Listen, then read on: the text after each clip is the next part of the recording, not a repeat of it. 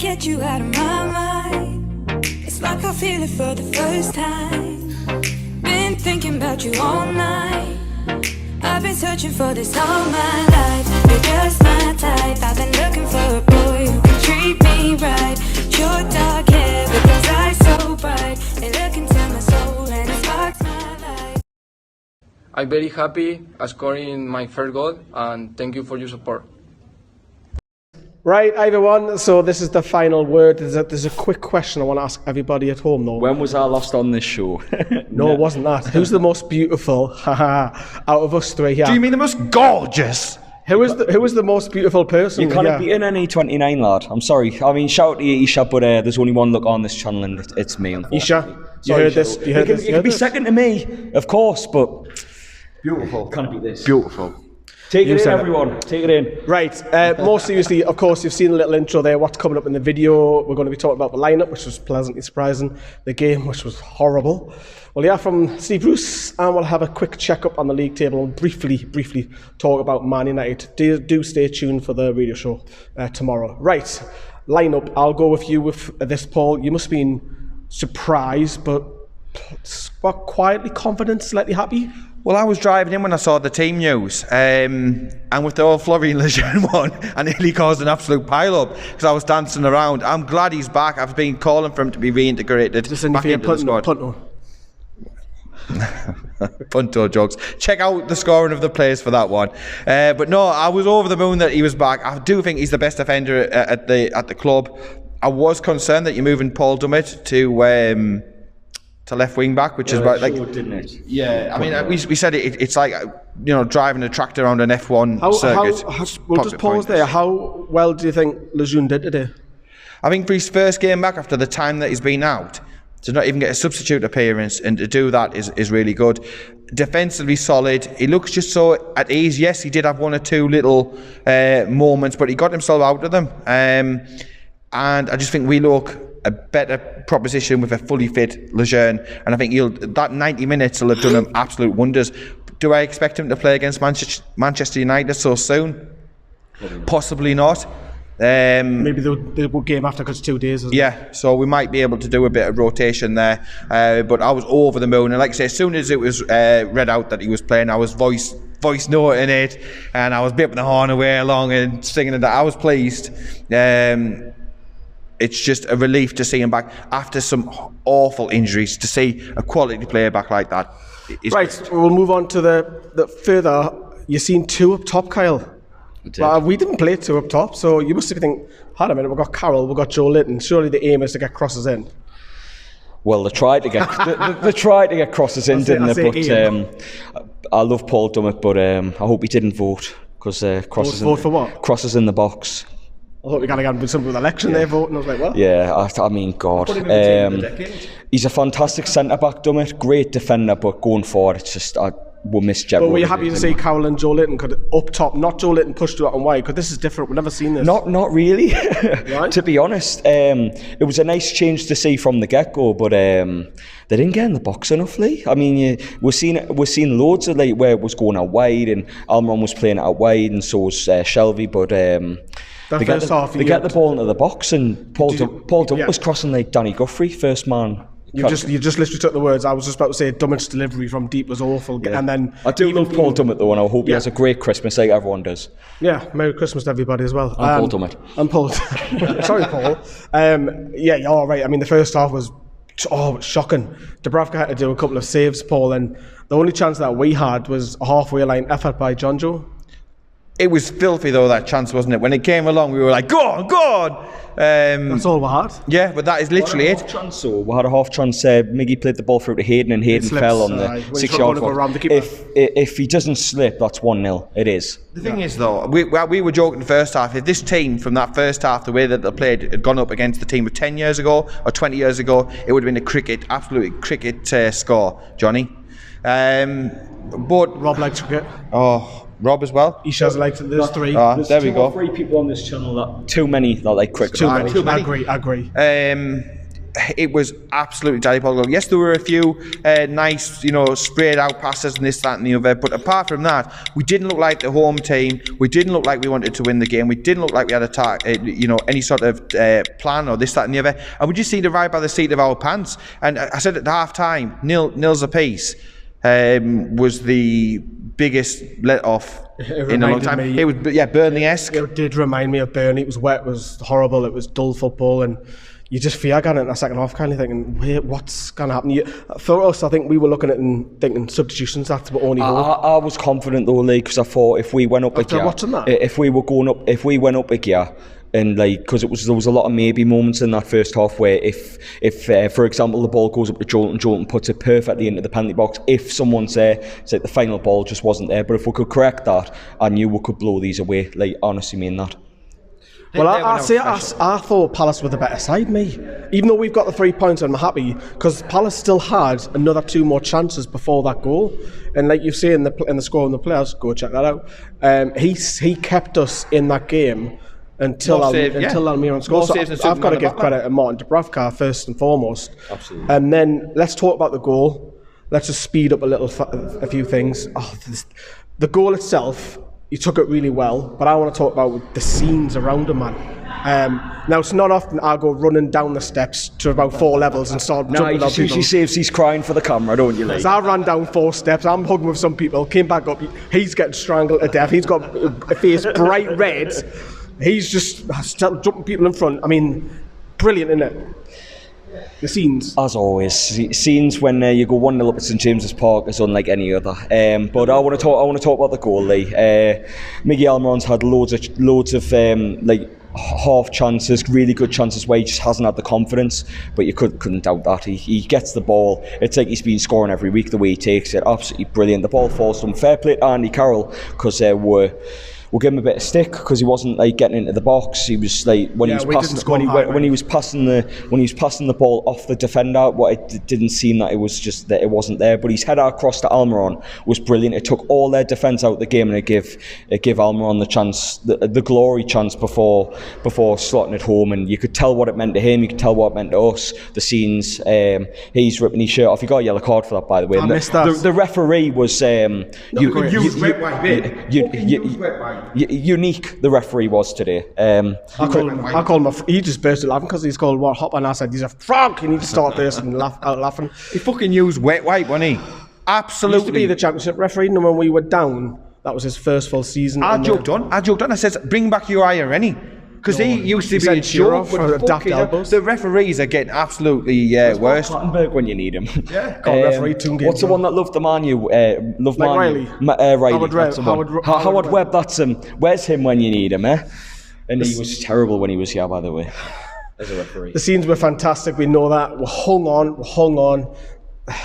I still feel for me, we didn't deserve, but I don't care. I'm going to go home. You're going to go home. You're going to go home. And Newcastle are sitting. Currently, as we speak, 8th. It might be 9th. It's gone, that, isn't it? It might be 9th after this evening's game. But let's have a look what Steve Bruce said. One of the players. Look, it was never going to be a total classic. We both prided ourselves on giving not much away, and I knew it was only going to be maybe a goal in it. But I'm delighted. I think everybody all around in Newcastle is delighted that the kid has managed to get that monkey off his back, and it was great to see the support that he had for him. Because let's be fair, we all know, and I think the supporters know, that he's a bloody good player. And I think the supporters have seen him since last January. I've had the privilege of working with him for 5 months, and he's a delight. Absolute delight. Never going to cause you a bit of problem. Comes in time, works hard, smiles, trains. Ask him to play anywhere, he'll play. So when they've got that attitude, you want them to succeed, and make no mistake, he will. Sí, fue una victoria muy importante para que el equipo siga manteniendo la posición, y nada, creo que faltan muchos partidos y tenemos que seguir mejorando. It was a very important win, especially to keep rising positions in the table, and it's very important for the team and for the spirit and everything like that. Right, they're relieved. We're relieved. We're happy. So we'll bring up the league table since we talked about that as well. I've just mentioned there, Paul, just before we heard from Bruce, that we're in the top 10, quite comfortably ahead of Arsenal as well. Ahead of who? Arsenal, right? Okay, continue, Paul. Oh, goodness me. You're still wary though, aren't you? I am. I'm constantly looking down to that fourth bottom and working out the gap between that and where we honeymoon are. period under Arteta have to go above for mind. A couple of wins. Might need a couple of wins over Christmas to stay with Arsenal. Yeah. And then you know what'll happen is they'll start getting a few. They'll think they won't need to reinvest, and they'll just start going through the problems with the defence and stuff. At the end of the day, I am still looking at that 40 point to get there. We've seen Southampton win 3-0. Exactly, and the thing is, the league is so tight, we cannot afford to take our foot off the pedal, punt or anything else for a second. We need to make hay while the sun is shining. We've got some difficult games coming up. Everton won't be easy now because of the changes that they've made at their club.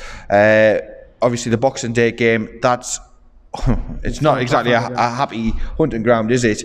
But we've got to enjoy these moments. Did we deserve the 3 points today? No, I think a point would have been probably us. A point gained still? Yeah, it would have been a point gained. But at the end of the day, it's the Bruce magic, isn't it? Bruce magic? I don't think Paul's ever said that. You can tell it's Christmas. Where's Christian up to? You can tell I was out last night. Yeah. So actually, me and Johnny predicted 1-0. He said Almiron would score. Almiron would score. I called Get your lottery tickets for us. Support Adam Shieldrick, I think it is. Oh yes, Adam. He's brilliant. The tattoo one. He's like, I'll send you the photo so you can put it on screen. Yeah, mate, I'll be in touch. Get your tattoo sorted. Adam's a member of the private group as well. So Adam, you're getting grilled. Yeah, you need it. But let's briefly come off that dead quickly because you've said Man United, you've said Everton. We'll talk more on the radio show, so do tune in for that. Dead quickly, it is a tough run of fixtures, Kyle. How many points you want from that? 2 to 3, or you want more? We're good against the good teams, mate. We have been all season, so anything can happen. Man United. Man United, Ancelotti's Everton and Leicester. Leicester's a tough one out of them three. You wouldn't have said that. Maybe. Would you take 3 points from 3 games? Just go through Christmas and see what we'll get, mate, because it's we've got an injury-plagued side at the minute. There's still a couple of niggles, so we'll just see what happens, mate. It's just one of them. Okay, I'll come to you in a minute. You'll never get a prediction out of me. Well, coming up, obviously we've got the radio shows I've touched upon as well. We're doing like a Christmas video for you as well, just something little for everyone because it's Christmas and all that. And of course we'll do a big preview for the Man United one. If I said to you now then, since it is coming up at Christmas because it's the last game before Christmas, what would you rate Steve Bruce so far this season? Out of 10? Yeah. I think he's done a good job. In the circumstances, anybody who was going to come in after Rafa was going to have it like hell on earth. We could have had anybody else walk in. So it was a difficult task, made harder from the fact that he's not really had too much of a say in recruitment with the likes of Joe Linton and stuff in my books. So I would say a good 8 out of 10. You know, at the end of the day, he steered us across the halfway point towards safety. He's managed to get a few results. He's managed to also find a formation and systems that work after initially trying things, to do it his way. And I think slowly but surely the fans are warming to him. So I think an 8 out of 10 is a fair reflection to where we are. Slowly, mind. I would give him an 8 as well. I'll go along the line. I think he's, Interesting to see how I think if you said to me that you're sitting 8th or 9th on the table at Christmas, you're like, what? I think you'd be happy under Rafa in that position. What would you give him? Well, if that was Rafa though, if Rafa was 8th going into Christmas, get him a statue built, pedestal, fantastic manager, best in the world. No other manager could do this, but it's Steve Bruce, so it's like, but just needs a sexy name, doesn't he? To be fair, I will give Steve Bruce credit because start of the season when he got appointed, we weren't. I mean, I always say I'd support him. I would only judge him on his time at Newcastle, and that's it. But he's doing really good. There are a couple of games where you can say, but no, he's doing really well. He's getting the best out of John Joe Shelby. It's the best I've seen him play in years. The likes of Jethro Willems, the likes of Jamal Lascelles before he got injured, Dubravka, third or fourth best goalkeeper in the league statistically.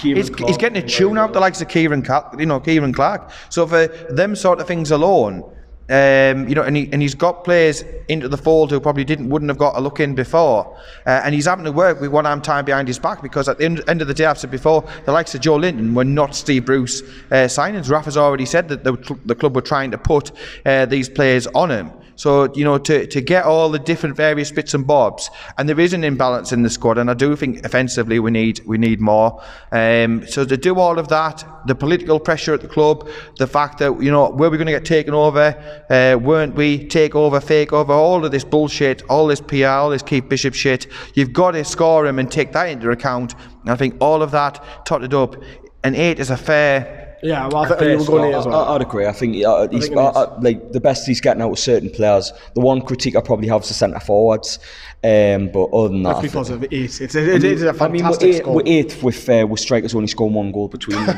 Do you know what I mean? So we're doing something right. So. Yeah, 8th going into Christmas. At the start of the season, if you would have said 8th, do you know what I mean? Any years would have bit your hand off. I would have for that.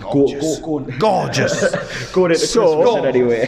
Speaking of gorgeous, it's Amazon. Of course, we're going to put it in the link. We're going to be battering it across the social medias. Get a free game. If you're not at Old Trafford, use it. It's free.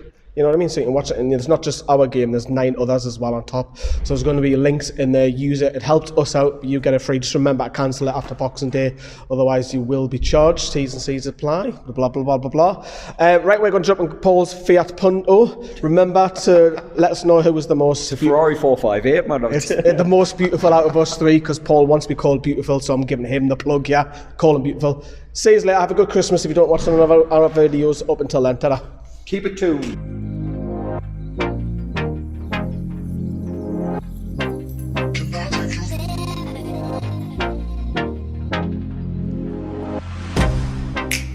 Get you out of my mind. It's like I feel it for the first time. Been thinking about you all night. I've been searching for this all my life. You're just my type. I've been looking for